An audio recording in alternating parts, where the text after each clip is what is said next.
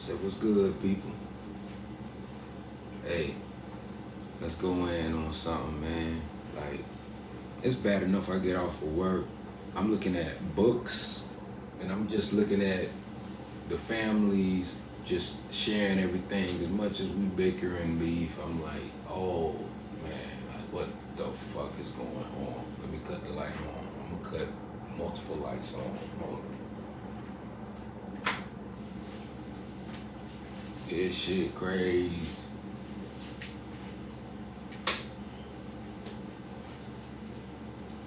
I'm seeing darts and tomahawks being slung from every angle possible, man. And that joint got me like, oh man, let me share something. Whew. I ain't even gotta go back that far. I'm gonna go back far enough where we can start doing the chronology and start building from there. And then take it all the way back.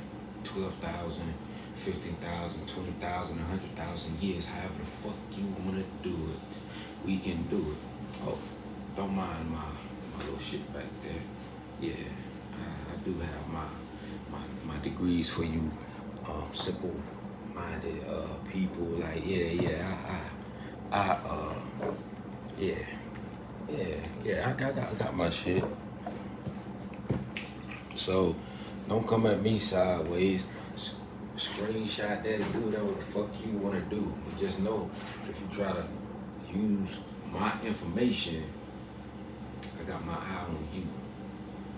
Because you saw what my degree was in. If you saw it, it was cyber. You stupid motherfuckers. So try to use it and see what happens. Real talk. Because people love trying you for the wrong reasons. I don't know why. But you know what's funny? I'm seeing a lot of people come on who are being manufactured by the government to do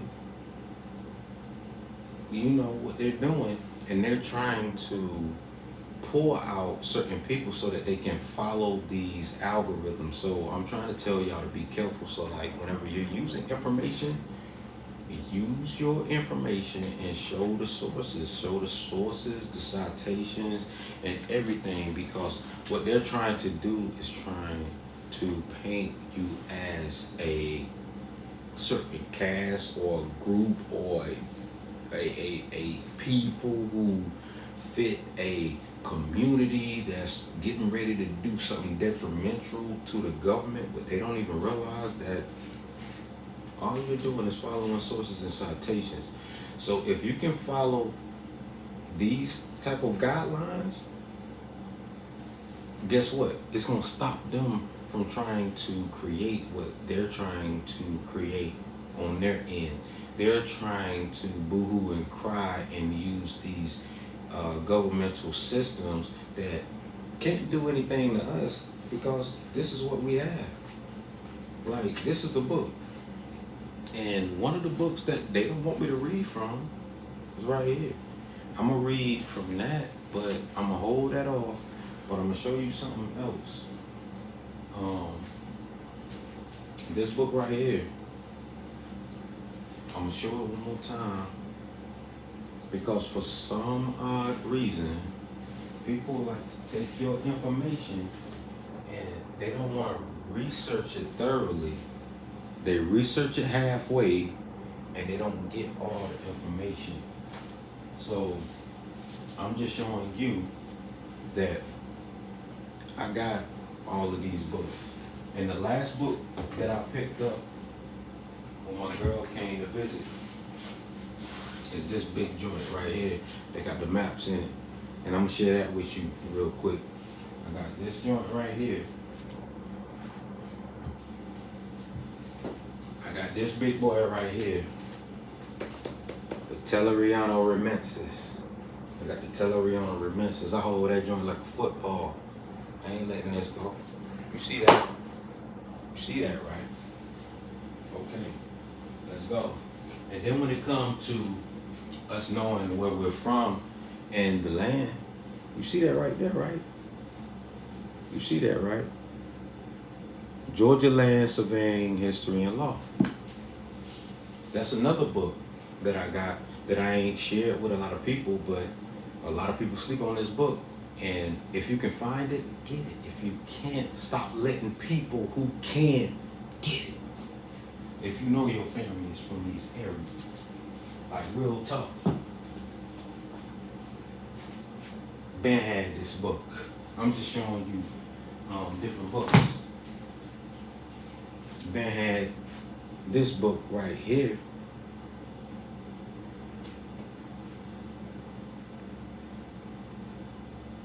You see that right there? I'm covering it up. National Museum of the, you see that right? American, what you think my hand covering up? Indian.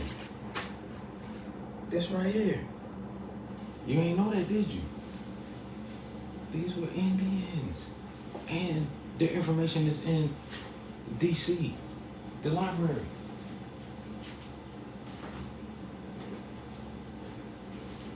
We got Sis, the third eye, Sophia Stewart.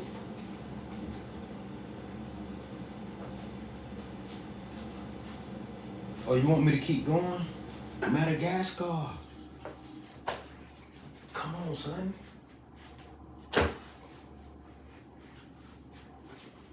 And the man that's the most renowned to the Pan-African community that use a lot of, guess what? Sources from America. Antidia.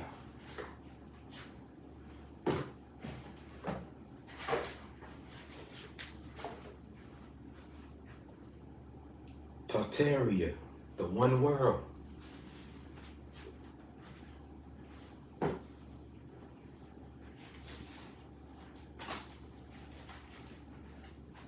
North America.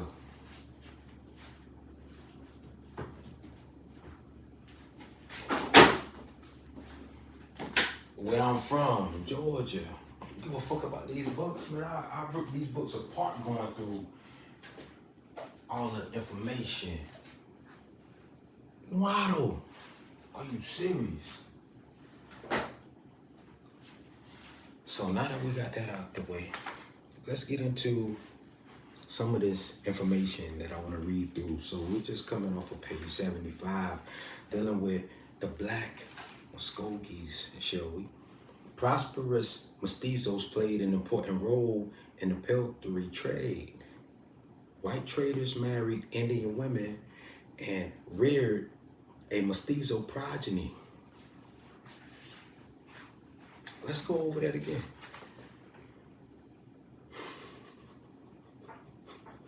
White traders married Indian women and reared a mestizo progeny, some of whom eventually became villager. You know what? Let's go over this real quick. I'm glad I stopped. So we're just talking about this right here. Pay attention. Village factors and prominent chiefs. So you was born not being a part, but yet made village factors and prominent chiefs. But you know what's funny? Let's pay attention to these names, because I want you to pay attention to these names, because I can show you some of these names my family back home had what they had, and I'll point it out. But I just want you to realize this right here. So you had McGilvery, which you done already heard about. McIntosh, you already heard about. Weatherford, Osceola, and another name that you didn't think you knew about, that you should know about, that my family know about, that's in our family, is the McQueen family, the McQueen. So I'm gonna let that register for you. I'm gonna let that name register for you. That's why I had to put the hat the way that it is right now, because a lot of y'all don't understand where I'm going with this. Because what you're dealing with is a posterity of family, and many of the people that trace their family, whether you're dealing with horsemen, European soldiers, or diverse nationalities, because people, progeny married into these families, this is the one thing that stands out. Farmers, planters, and merchants.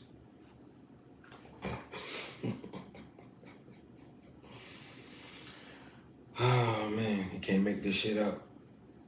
And then when you get to page 97, it's talking about how the West African tongue served little purpose. The West African tongue served little purpose. Negroes had to learn one and usually several other languages, including English, Spanish, French, Creek, Hatichi, Yuchi, Ali Bamu, Shawnee, Gullah, and Geechee. Gullah and Geechee. As a result, they became versatile linguists in great demand as interpreters. But what they don't tell you is that it was the women who made the better interpreters, not the men. So this is just one book. I'm just going through sources. And if you want the sources, just let me know, because I can give you the sources to that information. Because they're in this book. This is a comprehensive book, by the way. Now, the one book they don't want me to go through is this right here. This is Clyde Winter's book. I had this book for a minute. But this is the part that's mighty interesting to me that people don't want me to share, but I'm gonna share it this one time, and I'm gonna just hold off on the information, and I'm gonna just allow everybody to recollect their thoughts, do a couple of woosahs, and then go back into the European side of this motherfucker right here. So I'm about to read what information Clyde Winters had. Real talk. Black Native American DNA. Now, we ain't gonna go into the dodging and all of that. Let's just read. If you're at the level where you're supposed to be, you already know what I'm talking about. So we're not even gonna go into that, dodging bullshit. So let me get a little closer for y'all. To ensure that Black Native Americans would never be able to get their land back, white Americans created the myth that the Native Americans were descendants of Mongoloid people from East Asia. This myth was solidified in the minds of people around the world through the export of American cowboy movies that always depicted Apache and other Mongoloid Indians as the authentic Native Americans or Indians. Let's get into it. Pay attention to this part right here. Henry Louis Gates Jr. was told by his parents that he was of Native American ancestry. But when he took a DNA test, he discovered he belonged to haplogroup R1. Gates was told that this was a haplogroup of Europeans, so he proudly declared that he was white. Dr. Gates tested the DNA of other famous blacks and found that the only Afro-American celebrity to carry Native American DNA was Oprah Winfrey. Some people took this news as a joke and used it as evidence that DNA testing was not accurate because Winfrey, they thought, was too dark to be of Indian ancestry. These people were wrong. The vast majority of Native Americans that formerly lived in the eastern and southern United States were Black Native Americans with dark skin and kinky and straight hair. These Black Indians carried the the major Native American haplogroups, especially haplogroups R1 and X. Dr. Gates was hoodwinked. R1 is Y chromosome haplogroup carried by Africans. R1, which Henry Louis Gates had, was carried by Africans. And I don't play these scientific games, but if you're gonna play the play. That's all I'm saying. And motherfuckers hate Clyde Winters. That's all I'm saying. And Clyde Winters is the one that told you to stick to craniology. It's the reason why he told you to stick to the craniology. But y'all don't want to pay attention to that. Y'all want to do this whole DNA shit. But Henry Louis Gates, who your homeboys like, Black Power banging and all you motherfuckers out there, y'all love these motherfuckers and y'all give them so much power. They're your black power. Just remember that. That's your black power. Giving other people this type of power that has nothing to do with us because we don't follow these socio-political constructs. So it doesn't even underline us or matter to us. Okay? Capiche? Comprende? As they say in South America, comprende? Comprende? Comprende? Do you get it now? R1, your boy Henry Louis Gates Jr., the European, he ain't us. But your boys over there, that's who they follow. Henry Louis Gates. Greet you with 3 words: bliss, honor, and prosperity.